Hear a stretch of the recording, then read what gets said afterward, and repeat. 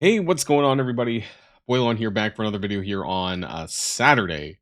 And I want to ask, or probably not answer, but ask the question that seemed to be a lot that are asking this question as well.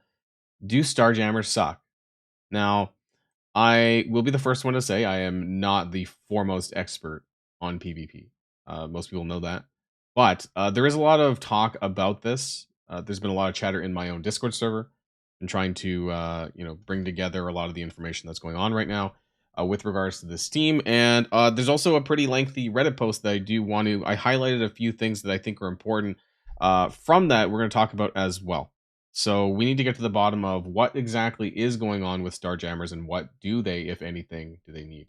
So let's boil this down.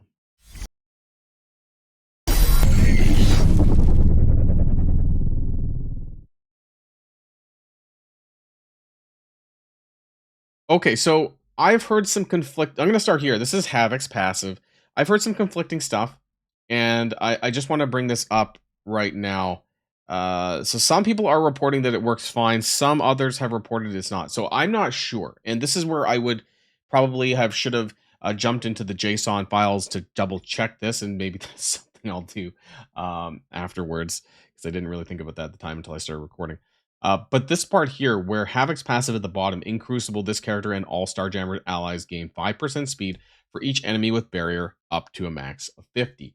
There's been some comments saying this might not be working. Particularly, I think a lot of people are discussing about their viability against Odinati or Odin Illuminati or some other combination of that, right? Where some people have said that Shuri and Odin go first before the Starjammers, which is a bit of a problem, right? So, if they have barrier, they should be going first. The team should. That's how it should act. I have a few other props as well to share with you guys as well. A lot of people are also actually. So, if you want the points for the events, by the way, correct me if I'm wrong. I think you need to use them on offense at least once. So just keep that in mind if you are trying to get it for this weekend's points. You have today and tomorrow, of course, to do that. And a lot of people are opting to instead, after hearing that they are not very great, to use them on defense in a more plug and play fashion with Howard, maybe Lalandra. I actually kind of like Groot. I don't know. I now that I found out that he's only 3 pieces to go to gear 20. I think I'm actually going to take him to Xavier Saga, without even knowing who's on the node, because I think that he's a really, really good support character. But that's just a little bit of an aside. I do want to talk about what I did. Now, so I always throw, I always throw my first match because sometimes I get busy over the weekend and I don't do all 3 matches. So I just wanted to make sure I got my Mcron crystals right. So I threw this. Congratulations to PGO, who actually failed to kill 2 of my runes. So if I was actually trying, I probably would have won this. But the one attack that I did do was on, you can see here that he was using 4-piece Starjammers with Mephisto there in room 1. But the one team that I decided to use it on, and it seems that they are good on Astral, right? If you come up against an Astral defense, they seem to be okay. And I also did this to beat a Annihilator's Astral. So there was no Black Knight or anything like that. But there was Gladiator who didn't get the taunt on spawn, and I was able to clear this pretty easily. Lalandra took a little bit of damage, but aside from that, 8360. It's not super super amazing, but I don't have high stars on my character, and that's another point. A lot of people are trying to use this team in room 6. No, I mean, that's what they're using on defense in room 6. Okay, that wasn't a good example. But typically, a lot of people are using Odinati in room 6 defense, right? And it's really important to understand the room rules. Like, on spawn, generate 5 ability energy. If you use an ultimate ability, apply ability block to all allies. And that's pretty important, right? That's going to really fuck over the Starjammers. So having this understanding of each of the rooms and knowing where to use them and where not to use them, which I'll admit I don't know the perfect spot to use them. I know it worked for me in 2. I heard that they're not so good at fighting teams like Orcus. Even Hive Mind might have some issues which is weird. In my opinion, when you're trying to fight using Starjammers. So there's a handful of older teams that people are losing to with Starjammers, and people aren't happy about that. Okay, that we'll start there. And I want to pivot to Reddit. This is the thread that obviously I came across. This had like 100 upvotes as of this morning. Scopely, Starjam. I'm going to go into full screen mode actually here. So Scopely, Starjammers are a cosmic crucible disappointment. Fix this. They can't even beat Hive Mind. They struggle against Out of Time. They can't take down Annihilators in Arena Team. Also, PS, Starjammers apparently are not very good in Alliance War, so you might not want to try that too much. Maybe they're okay on war defense, that kind of thing, but on offense, apparently they're not very good. So who can they beat? Astral, wow, congrats, it's a war team. So there's a few things that were mentioned in the comments here that I believe is worth noting. But I will say that I believe in the blog post they did say that they were going to be. I don't know if they used the word apex. I'm not exactly sure what word they used, but I'm pretty sure they said something to the effect of that they were going to be able to beat the top Crucible team, something like that, right? There was a description of what Starjammers would do, and I think a lot of people were expecting them to be basically a Swiss Army knife, for lack of better words. Illuminati to a large degree was a Swiss Army knife. Now they did come with an epic, right?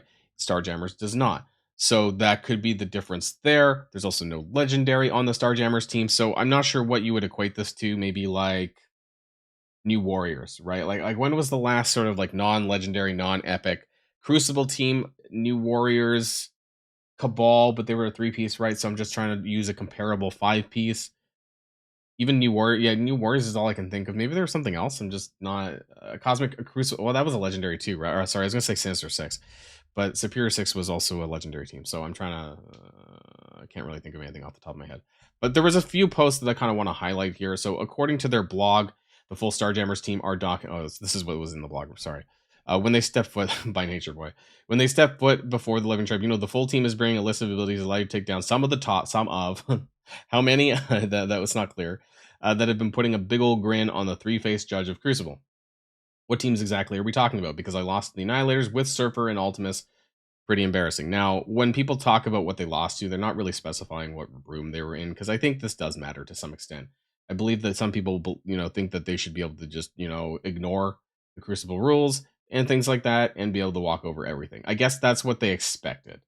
And maybe Scopely was not very clear about what the expectations might be.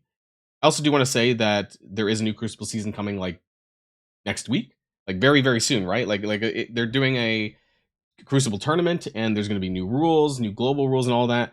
So without a doubt, you know that there's going to be something in there that's going to benefit the Starjammers, because that's what they do. When there's a new team out, there's normally either rooms specifically for that team, or there's global rules that are going to make them a little bit stronger. Does that mean that they should suck or do worse without those? No, probably not. So whether or not they actually do truly need buffs, that's going to be dependent on, I guess, the outcry. There's this. Seems like people are finding good plug and play use for individual Starjammers. Tiny compensating factor, but still a disappointment. So again, that's to do with Howard, I believe, and maybe Lalandra as well. There's a few others that I want to point out. I bet they'll be better once they're all released and most have their stars. This is kind of important. Like some people believe that like a 3-star new team should be able to walk over like 2 to 3 diamond characters, that have been farmable. I don't believe that this should be the case, because I'm actually going to defend spenders for once, that I don't believe that that should be the case, because then it really devalues any spending at all in the game. If a 3-4-star team can walk over diamonds, even if they're slightly older teams, I don't believe that they should be able to do that. Maybe that's a bit of a hot take, and I don't normally defend spending behaviors in Marvel Strike Force, but we need to kind of do some more realism here. Like a 5 to 7 yellow star Starjammers, what does that get you? That kind of thing. Can you punch up? Can you punch across? What do you end up getting against diamond characters, right? There's a big difference between 3 and 4 yellow and like 2 to 3 diamond. That's just how it is, right? They wanted to refocus the games into stats.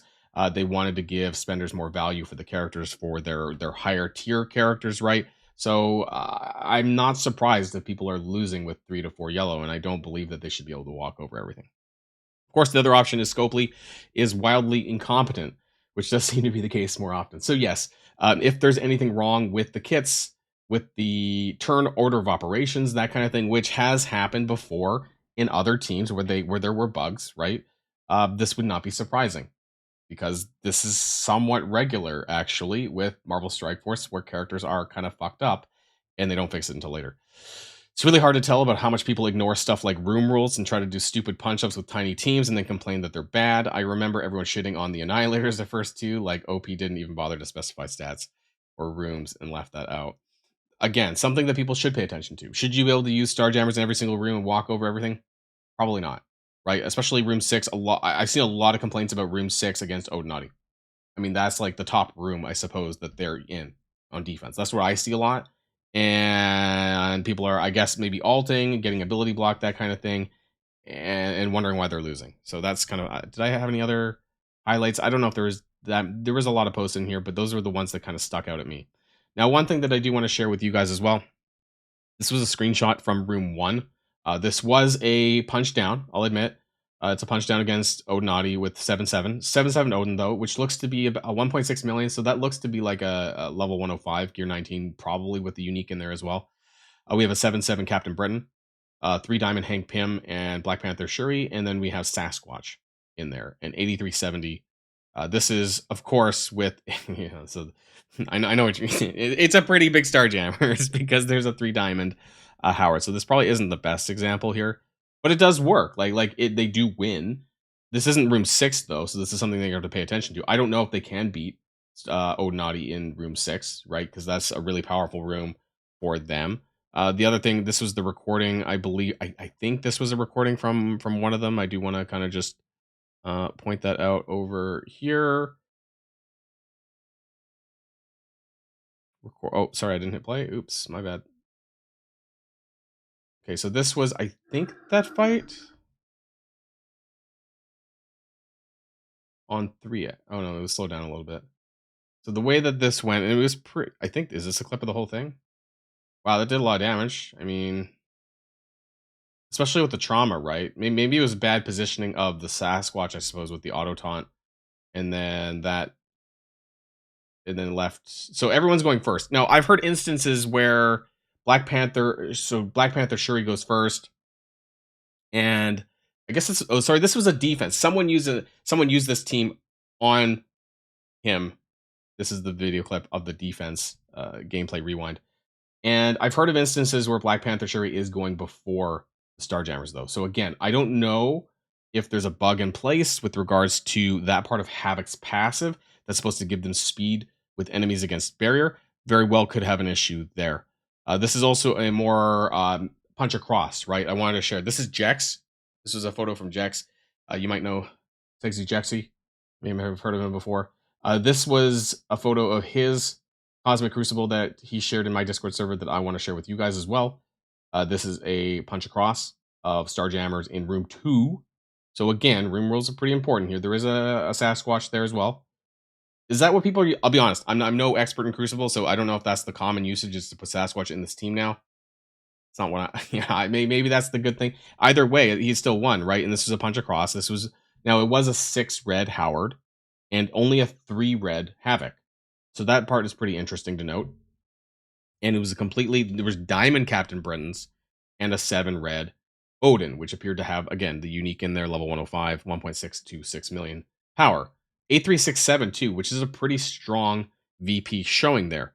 So they are able to win, right? You know, and I don't know everyone's instance that are saying that they're losing against these sorts of teams.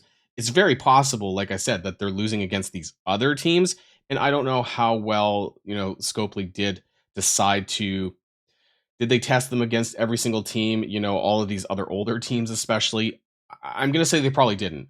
Because one thing that I do notice is that Scopely tends to only test on the newest meta teams. These are like the last 6, maybe 9 months maximum, right? And those are what they test. They don't go all the way back. They don't go like a year back, year and a half back. So if they're losing against some of these old teams, it's embarrassing, but also I'm not surprised because I don't think they do their due diligence when it comes to testing their own characters. And then again, this was posted in my Discord server. I don't know if this is true or not. I don't know if there's a placement bug, which may have to do with some of the complaints about Havok's passive, possibly. This reminds me of the time where I believe, was it Vulture? I believe Vulture in Sinister Six had some sort of positioning, or was it Mysterio? One of them had like some sort of positioning problem where you had to put them on the far left or something in a certain spot so that it would activate, because the way that the character spawned in would activate, because that's really important if we go back to Havok's kit, and I'm going to end there. I don't know. So those people who are more experienced in this, please let me know, or who have maybe tested this thing out, because I now it shouldn't be a problem with Havok, because he doesn't actually require other team members to get that activated. But when there's places like, if you have, I think it's more to do with Howard possibly, but anyone with characters like needs 4 or more allies, right? Sometimes it matters like the order in which they drop down on the team, which has a particular, I think it's a right to left kind of positioning, right? So there was an issue where if you had 4 or more requirements, or I think there was a problem with Cabal for a little while actually, then they had to be placed on the far left or something like that. So again, I'm not sure if this is breaking the team at all or causing some issues either with Howard or Havok, but I wouldn't be surprised if that's the case either. But this might be something where I need to kind of dig into the JSON files, especially with regards to Howard and Havok, and kind of check to see if everything is okay. I did actually do a JSON check on Howard not too long ago for something else, and it seemed like it was okay at the time, but maybe I'll have to do another digging. Anyways, this is all to say that, like, I think people need to temper their expectations a little bit on Starjammers. Do I expect a 3-4 yellow team to be completely blowing everything out of the water? I don't think so, but maybe people's mileage will vary a little bit, and it's highly possible that they still need some work. Maybe something needs to be done, but I feel that there's a bit of knee-jerk reaction going on. Maybe we don't have the full information yet. Maybe it's better to see what happens after a week or so, and then we get our pitchforks out. I'm just, normally I'm the first one to jump on the bandwagon and get the pitchforks, but I feel like maybe we need to just kind of think things through a little bit more. But hey, we'll see anyways. That's going to be the end of this video, and we'll have our event videos for tomorrow. Boilon signing out. And if you like this video, make sure you hit that subscribe button if you haven't already, and you'll be greatly helping out the channel. Have a great day, and I'll see you guys on the next one.